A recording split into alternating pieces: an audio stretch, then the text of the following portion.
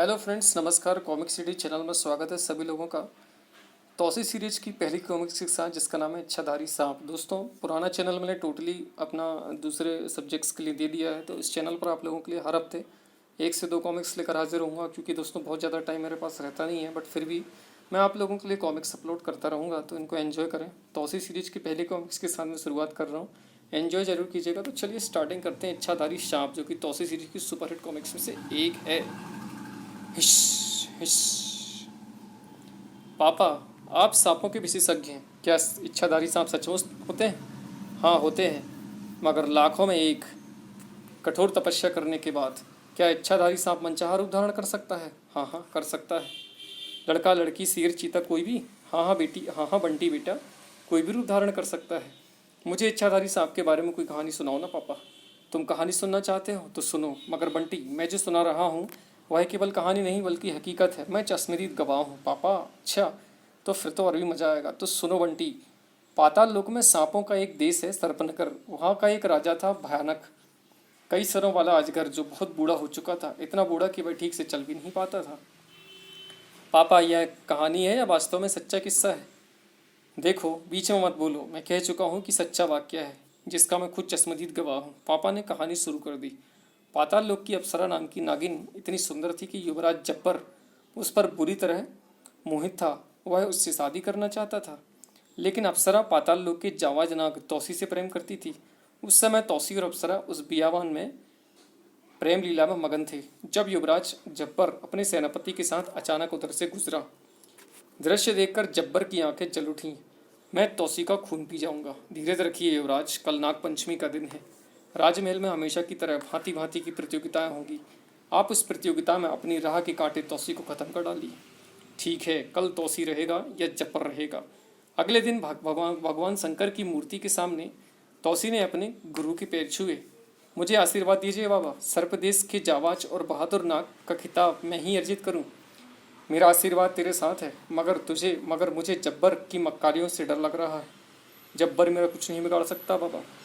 दुश्मन की शक्ति को कम नापना अक्लमंदी नहीं। जब्बर के शरीर में 100 नागों जितना बल है। तौसी हंस पड़ा। केवल बल से क्या होता है, फुर्ती में वह मुझे छू भी नहीं सकता। सावधान रहना बेटे। राजमहल में एक बहुत बड़े मैदान में राजा शेषनाग के बराबर में खड़े सेनापति ने बुलंद आवाज में कहा, सर्प देश के नागरिकों, बीच मैदान में जो अलाव जल रहा है वह 100 मीटर लंबा है। जो नागे की छलांग में उसे पार कर लेगा, उसे सोने का ऐसा चमत्कारिक घड़ा दिया जाएगा जिसका दूध कभी खत्म नहीं होता। एक नाग ने कोशिश की, मगर वह 10 मीटर छलांग लगाने के बाद ही अलाव में गिर पड़ा और भस्म हो गया। सभी के चेहरे फक से पड़ गए और दर्शक दीर्घा में सन्नाटा छा गया। मैं अलाव को पार कर दूंगा। नहीं तौसी, जान जोखिम में मत डालो। मुझे कुछ ना होगा अप्सरा, तुम्हारा प्यार और बाबा का आशीर्वाद मेरे साथ है। धप। तैयारियां शुरू हो गईं और तौसी सांप में परिवर्तित हो गया और अलाव के चारों ओर रेंगने लगा। फिर अचानक पूंछ टिकाकर सीधा खड़ा हो गया और अचानक उसने अलाव के ऊपर लगा दी छलांग। धपाक। पलक झपकते ही तौसी अलाव को पार कर गया। तौसी जिंदाबाद, हुर्रे हुर्रे। दर्शक खुशी से चिल्ला उठे थे। अप्सरा खड़ी होकर चिल्ला दी। जब्बर से है सहन नहीं हुआ, वह राजा के मंच पर खड़ा होकर जोरों से चिल्लाने लगा, तौसी, हिम्मत हो तो मुझसे मुकाबला कर, मैं तैयार हूं। राजा शेषनाग अनुशासनहीनता पर क्रोधित हो गए। सेनापति, यह प्रतियोगिता बंद करो। यह प्रतियोगिता नहीं, आपसी जंग होने जा रही है। आप गलत न समझे महाराज। युवराज को अपनी ताकत पर भरोसा है, ऐसा करना गलत नहीं होगा। ठीक है सेनापति। युवराज जब्बर से प्रतियोगिता के नियमों का ध्यान रखें। प्रतियोगिता शुरू हुई। बीच में एक गेंद थी। जो प्रतियोगी सबसे पहले हासिल करके उसे मुंह में दबाकर ले जाता, महाराज के पास ले जाता, वहीं जाबाज और बहादुर के खिताब से सम्मानित होने वाला था। बीच में गेंद थी। दोनों तरफ जब्बर व तौसी दोनों सांपों में तब्दील हो चुके थे। तौसी ने फुर्ती से उछलकर गेंद मुंह में दबा ली और जब्बर उसके पीछे जा झपटा। तौसी महाराज की ओर रेंगा। तभी बीच में रास्ते में सेनापति ने एक तलवार फेंक दी। टनाक। धोखा। तौसी बड़बड़ाते हुए फुर्ती से बचा। तभी पीछे से आकर शक्तिशाली जब्बर तौसी को अपनी कुंडली में कसने लगा। मैं आज तुझे जिंदा नहीं छोड़ूंगा। तौसी की आंखों के समक्ष मौत का अंधेरा छा जाता है। राजा शेषनाग दूर से चिल्लाए, सेनापति जब्बर को रोको। नहीं, आज से आप हमारे महाराज नहीं, युवराज जब्बर हमारे महाराज हैं। 2 सैनिकों ने महाराज को घेर लिया। दर्शक दीर्घा में शोर मच गया। अप्सरा भी चिल्ला दी, मेरे तौसी को बचाओ। तभी वहाँ धुआं छाने लगा और देखते ही देखते घुप अंधेरा हो गया। तौसी को जब होश आया तो वह शिव मंदिर में नाग बाबा के सामने था। अरे मैं जिंदा कैसे बच गया बाबा? मैंने अपनी विद्या से अंधेरा करके तुम्हें बचाया है, मगर मैं तुम्हारी अप्सरा को नहीं बचा पाया। कहाँ है अप्सरा? उससे क्या हुआ? जब्बर और सेनापति ने अप्सरा को कैद कर लिया है। नहीं बाबा, महाराज जैसे न्यायप्रिय राजा के सामने यह अन्याय नहीं हो सकता। तुम्हें दुख होगा तोसी, नीचे जब्बर ने अपने बूढ़े पिता को जेल में कैद कर लिया है। मैं जब्बर को जीवित नहीं छोड़ूंगा बाबा। तुम उसका कुछ नहीं बिगाड़ सकते। उसके साथ पूरी राज्य की सेना है। मुझे उसकी परवाह नहीं। मुझे बता दीजिए कि अप्सरा कहाँ पर कैद है। इंद्रजाल तिलिस्म में, जो राजमहल के नीचे गहरे पानी में है। उस तिलिस्म को तोड़ना आसान काम नहीं है बाबा। तुमने ठीक अंदाजा लगाया। वहाँ बड़े बड़े मगर मच्छ हैं, बड़ी बड़ी व्हेल मछलियाँ हैं, और उसके पानी की तलहटी में जो विशाल इमारत है उसका हर कमरा तिलिस्म से बंधा है, जिसे तुम जैसा साधारण नाग कदापि नहीं तोड़ सकता। बाबा, आपने एक बार कहा था कि इच्छाधारी सांप सब कुछ कर सकता है। बेशक कर सकता है। उसकी असाधारण शक्तियों के समक्ष किसी जहरीले सांप की तो क्या बिसात है। विलक्षण बुद्धि का मानव भी उसके सामने कुछ नहीं कर सकता। बाबा, मैं इच्छाधारी सांप नहीं बन सकता। नहीं बन सकते तौसी। अभी तुम्हारी उम्र केवल 18-19 वर्ष है, जबकि इच्छाधारी सांप वही बनता है जो कम से कम 1000 वर्ष की आयु पार कर चुका हो। मुझे बचपन में विद्या पढ़ाते समय आपने एक बार कहा था कि सांप अल्पायु में भी इच्छाधारी बन सकते हैं। बेशक बन सकता है, मगर उसके लिए कठोर तपस्या करनी पड़ेगी, बल्कि गजब की दृढ़ इच्छा शक्ति का होना भी अनिवार्य है। मेरे दिल में लगी आग धधक रही है बाबा, और वह आग है दुष्ट जब्बर को मिट्टी में मिलाने की, अप्सरा की पुनः पाने की।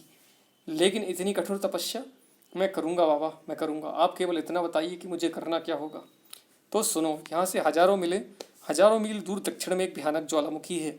उसके शीर्ष पर भगवान शंकर का एक मंदिर है। ज्वालामुखी पर मंदिर? बाबा, यही तो भगवान की लीला है। मंदिर ऐसी धातु का बना है जिस पर आग का किंचित भी असर नहीं होता। कहते हैं कि वह मंदिर माता पार्वती ने बनाया था। सबसे पहला मुश्किल काम यह है कि तुम्हें उस ज्वालामुखी को पहाड़ का पार करना होगा, और अगर तुम उसे पार करने में सफल हो गए तब तो मैं इच्छाधारी सर्प बन जाऊंगा ना बाबा। नहीं नहीं तौसी, तपस्या का असली वक्त अभी आएगा। तुम्हें पूंछ के सहारे खड़ा होकर कई महीनों, हो सकता है कई सालों तक भगवान शंकर के मंदिर के सामने खड़े रहकर उनकी तपस्या करनी पड़ जाए।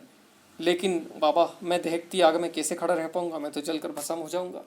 नहीं होगे तौसी, अगर तुमने पूंछ से ऊपर शरीर को ज्वालामुखी के पर्वत पर टेकने की मूर्खता ना की। मैं समझा नहीं बाबा, यह भगवान का चमत्कार है। जब तक तुम सच्चे मन से तपस्या में लीन रहोगे, ज्वालामुखी का दहकता लावा तुम्हारा बाल भी नहीं बांका कर पाएगा। लेकिन अगर तुम्हारा ध्यान तपस्या से हट गया, तुम्हारी पूंछ शरीर के बोझ को निरंतर ना संभाल सकी और तुमने जमीन पर आराम करने की मूर्खता की, तो उसी क्षण तुम्हारा समूचा शरीर जलकर स्वाहा हो जाएगा। नहीं बाबा, मैं ऐसा नहीं होने दूंगा। इच्छाधारी सांप बनना इतना आसान नहीं है। तपस्या करते समय तुम्हारी पूंछ में इतनी गर्मी लगेगी कि हो सकता है कि यह आग की लिपटें से घिर जाए। लेकिन उन क्षणों में तुम्हें घबराना नहीं है पुत्र। अगर तुम नहीं घबराए तो आग की लपटें तुम्हारा कुछ नहीं बिगाड़ पाएंगी, और बाकी शरीर को जमीन पर डाल दिया तो तुम्हें कोई नहीं बचा पाएगा। मुझे परवाह नहीं बाबा, अप्सरा के बिना तिल तिल जलकर मरने से यह मौत बेहतर है। भगवान तुम्हारी मनोकामना पूर्ण करे बेटे। आप रो रहे हो बाबा? नहीं बेटा, मुझे अपने बहादुर बेटे पर नाज है। तौसी चल पड़ा। फिर वह अपनी मंजिल तक पहुंच ही गया। यही ज्वालामुखी का पहाड़ है, मगर यहाँ मंदिर तो कहीं दिखाई नहीं दे रहा। यह दूर चोटी चमक रही है, जरूर शिव मंदिर की होगी। एक ही छलांग में उस मंदिर तक पहुंचना असंभव है। मैं असंभव को संभव बना दूंगा। तौसी सांप में तब्दील हुआ और पूंछ पर सीधा खड़ा हो गया। उसने छलांग लगा दी। बीच रास्ते में उसका शरीर लड़खड़ाया। वह पूंछ के बल गिरा। पूंछ दहकते लावे में पड़ते ही वह चिल्लाया, हाय हे। फिर वह छलांग लगाने लगा, और फिर यूं ही 3 छलांग लगाने के बाद मंदिर के बाहर पूंछ के बल खड़ा हो गया और वह तपस्या में लीन हो गया। अचानक बहुत तेज आंधी शुरू होगी। साए साए। आंधी तपस्या भंग ना कर सकी। अब घनघोर बारिश शुरू हो चुकी थी। तौसी के शरीर से असंख्यों बार केचुलियां उतरने लगीं। पूंछ और उसका शरीर आग की लपटों से जलने लगा। फिर कई महीनों बाद एक दिन एक घड़घड़ की आवाज़ हुई और भगवान की आवाज़ गूंजी, हम तुमसे प्रसन्न हैं तौसी। और भगवान, आप, तुम्हारी पूंछ जल चुकी है, उससे नए शरीर की आवश्यकता है। क्यों तौसी, यह चाहते हो ना? आप तो सर्वज्ञानी हैं भगवान। तो चलिए दोस्तों, कहानी का लास्ट सेकंड पार्ट, अगला भाग आपको वीडियो प्लेलिस्ट में मिल जाएगा। चैनल एकदम न्यू है, सब्सक्राइब कर दीजिएगा, बेल का आइकन दबा के लाइक करिएगा। कॉमिक्स आपको अब यहीं पर मिलेंगी, वो वाला चैनल मैंने दूसरे काम के लिए डेडिकेटेड कर दिया है। तो चलिए कॉमिक्स को एंजॉय कीजिएगा। हर हफ्ते आपको यहाँ पर एक कॉमिक्स अपलोड करूँगा, क्योंकि दोस्तों ज़्यादा टाइम रह नहीं पाता, एक से ज़्यादा भी कर सकता हूँ, बट डिपेंड करेगा कि टाइम अवेलेबल है कि नहीं। यूँ ही एंजॉय करके अपना प्यार लौटाते रहिएगा। Thank you so much, good bye.